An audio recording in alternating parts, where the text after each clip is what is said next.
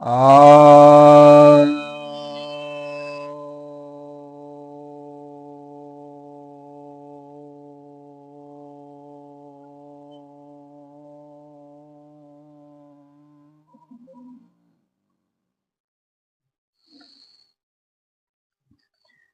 सभी भक्तजनों को सप्रेम नमन। भक्तों, आज आपके समक्ष कुछ जिज्ञासाओं का समाधान लेकर आया हूं। एक जिज्ञासा आई है, क्या चेहरे देखकर व्यक्तित्व को पढ़ा जा सकता है, भाग्य बताया जा सकता है?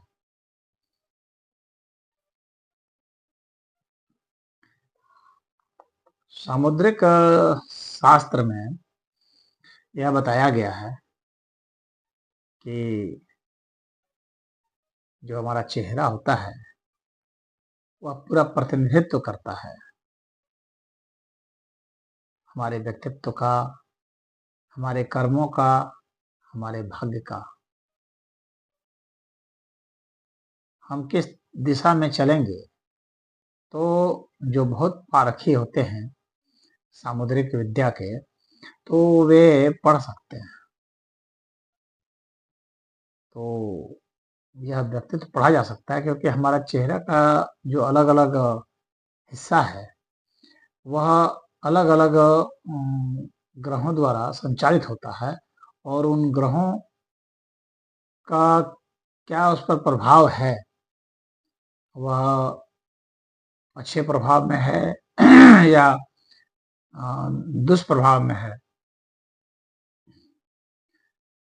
तो उसको देखा जा सकता है और उसके अनुसार से कुछ उसके विषय में बताया जा सकता है, पढ़ा जा सकता है। उदाहरण के लिए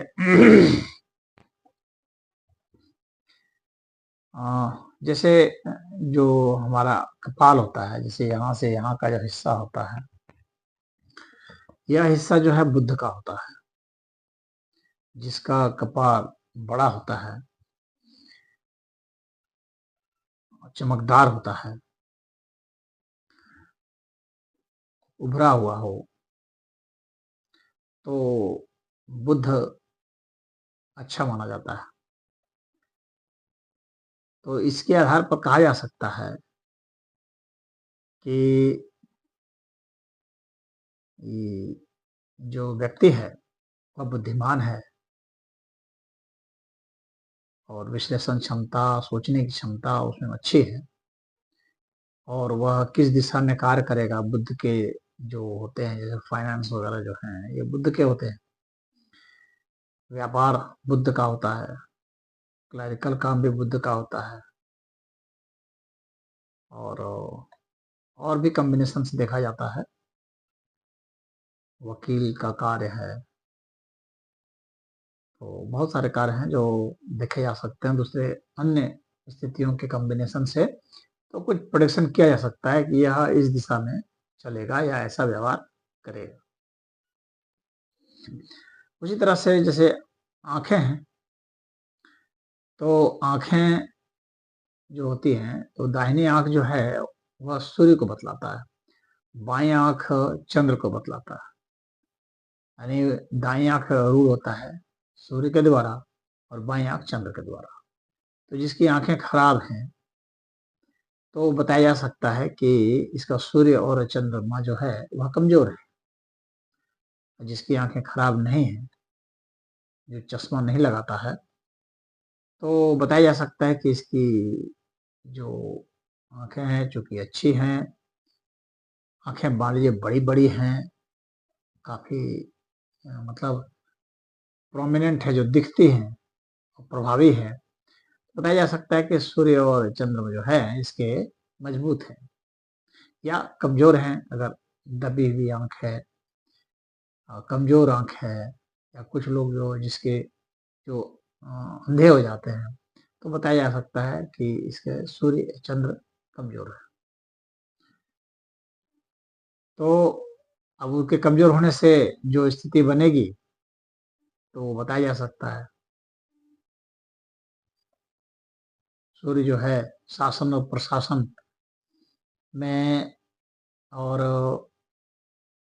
मेडिसिन में और जो है सौर्य में, इन सब में अच्छा कार्य करता है। तो उच्च सूर्य जो होते हैं तो उसमें कार्य करते हैं। इसी तरह से चंद्रमा जो है वह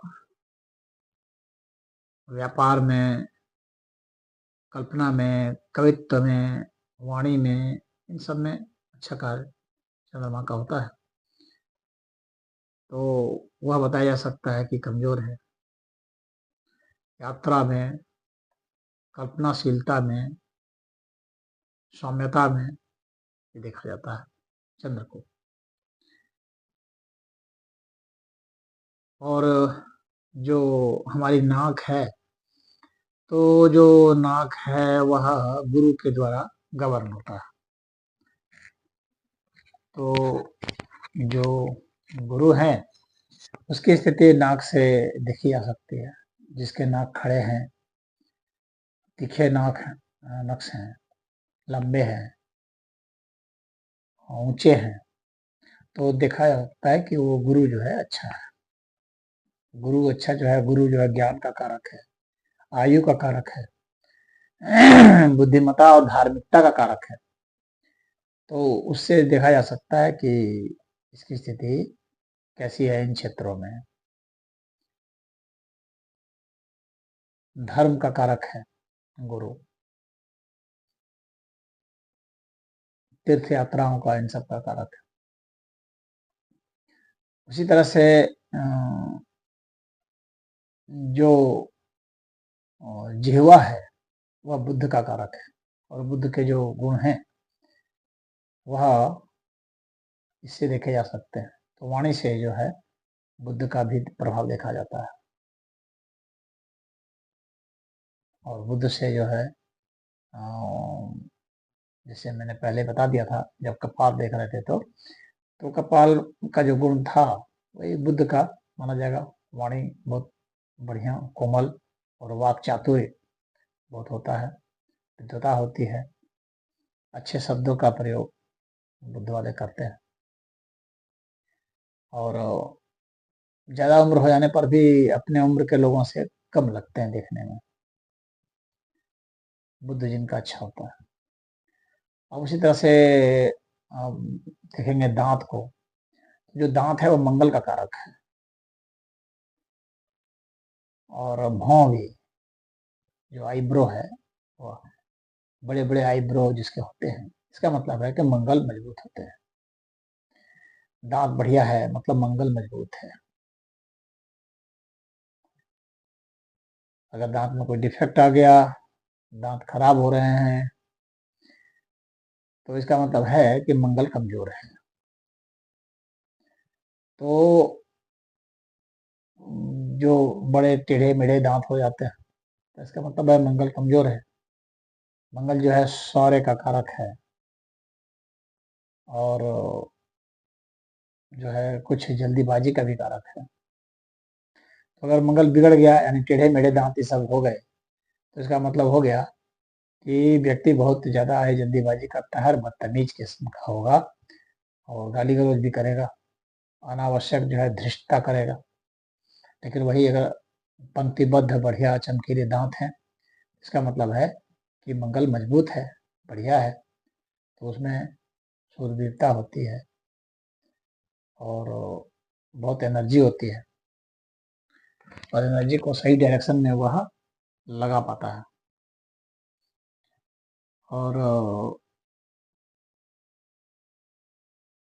जो स्पोर्ट्स है, चाहे मेडिसिन है या टेक्निकल फील्ड है साइंस का, तो उसमें अच्छा काम मतलब उसका होता है।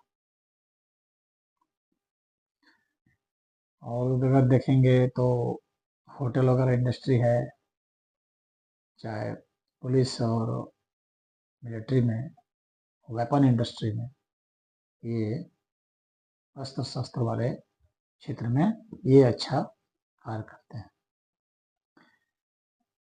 अगर होठ को देखा जाए तो होठ जो है वह राहु का होता है, और कान भी राहु के होते हैं। तो इसके जरिए ये देखा जा सकता है कि कैसे, मतलब कि सही है या नहीं है, कितना है, बढ़िया है तो अच्छा वो दिलाएगा, मौका बढ़िया दिलाएगा उसको, अर्थव्यवस्था की और भौतिकता की और व्यावहारिक चतुराई की समझ अच्छी होगी। तो राहु का एक और होता है कि वह विधर्मी होता है, तर्कसंगत होता है, और उसमें कुछ आसुरी प्रवृत्तियां होती हैं, क्योंकि वह असुर का प्रतिनिधित्व करता हुआ माना जाता है। तो नशा वगैरह करना, जुआ, ये सब में भी भटका देता है, और आस्तिकता वाला आचरण भी कर सकता है, और धोखाधड़ी का काम भी कर सकता है।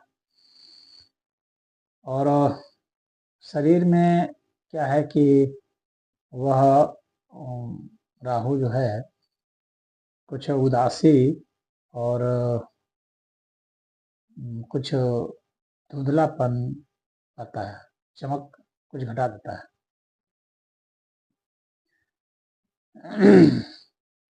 अगर बाल को देखा जाए तो बाल जो है वह केतु का परिचायक है। जैसे राहु ओठ का और कान का है, तो केतु का है बाल। तो जिसके बाल झड़ जा रहे हैं या कमजोर हैं, तो इसका मतलब है केतु उनका कमजोर है, और जिनका केतु मजबूत है, अच्छा है, उसके अच्छे घने बाल होते हैं।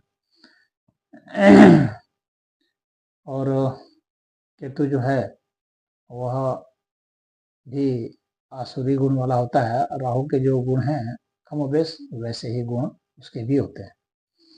एक अतिरिक्त गुण यह होता है कि अगर अच्छे का अगर साथ मिल जाए, तो अच्छे ग्रह का साथ मिल जाए तो वह अच्छे राह पर भी चल जाता है। और त्याग का भी परिचायक होता है। अच्छा अगर केतु है तो मोक्ष भी प्रदान करने में मदद करता है। राहु जो है टेक्निकल नॉलेज देता है, और केतु जो है वह मंत्र तंत्र यंत्र इन सब का नॉलेज देता है, और अध्यात्म की ओर भी, विशेषकर गुरु से अगर वह प्रभावित हो तो वह बहुत अच्छा सिद्ध होता है। अब इसके बाद देखते हैं कि जो गाल होते हैं वो शुक्र के होते हैं। तो जिसके गाल अच्छे होते हैं, सुंदर होते हैं, उभरे होते हैं, फूले फूले होते हैं, इसका मतलब शुक्र अच्छा है। शुक्र अच्छा है मतलब कि धन संपदा, ऐश्वर्य, भोग अच्छा होगा, और वाक चातुर्य भी अच्छा होगा, और कला भी उसमें होगी, साहित्य कला, एक्टिंग, नृत्य, संगीत, ये सब अच्छे होते हैं। तो अभी इन सब चीजों को देख करके, इन ग्रहों की भूमिका को समझते हुए चेहरे का अध्ययन करते हैं, तो उससे आदमी समझ जाता है, जो सामुद्रिक शास्त्र का ज्ञाता है, कि जो मेरे सामने बैठा है उसकी क्या स्थिति परिस्थिति है, उसका शुक्र मजबूत है कि कमजोर है, चंद्रमा मजबूत है कि कमजोर है। क्योंकि अगर किसी को धनवान होना है तो चंद्रमा मजबूत होना चाहिए, शुक्र बहुत मजबूत होना चाहिए,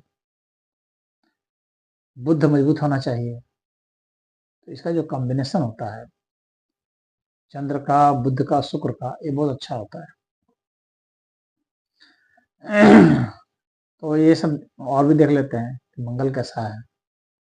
तो इन सबका कॉम्बिनेशन लगा करके वो समझ जाते हैं कि ये किस ओर ओरिएंटेड है, यानी किस क्षेत्र में यह काम करेगा, किस क्षेत्र की ओर ये बढ़ चुका है और इसकी आमदनी का स्रोत किधर है, खर्च का स्रोत किधर है, इसकी सोच समझ कैसी है, वह अनुमान लगा दिया जाता है चेहरे को देख करके।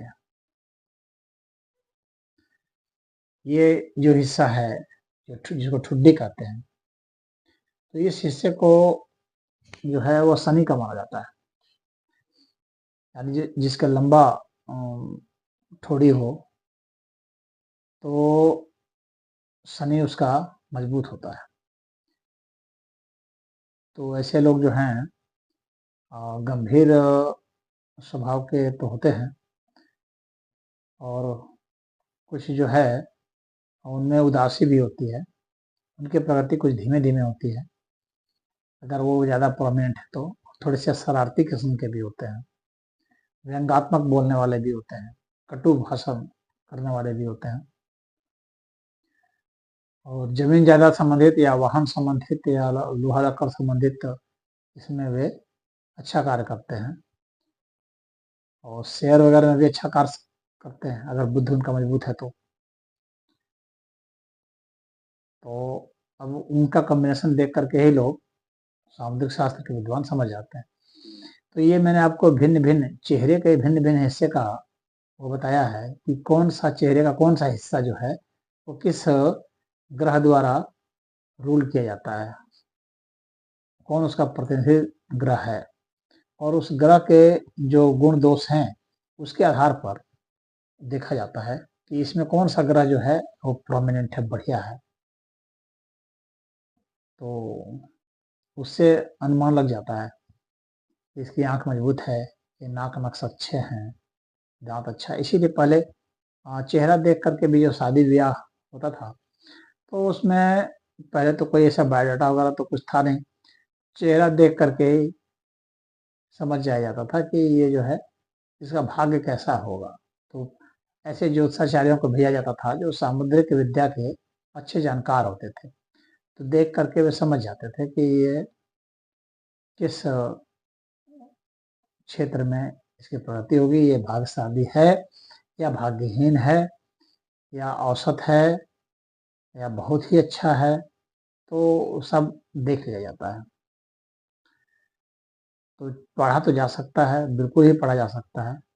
हम लोग का एक एक चीज जो है प्रतिनिधित्व करता है, चाहे चेहरा हो चाहे शरीर का कोई और भी अंग क्यों ना हो, सभी अंग के अपने अपने गुण होते हैं और उसमें चेहरा सबसे महत्वपूर्ण होता है। चेहरा तो बिल्कुल ही हमारे व्यक्तित्व को बताता है, बोलता है, चेहरे से ही हम लोग की पहचान है।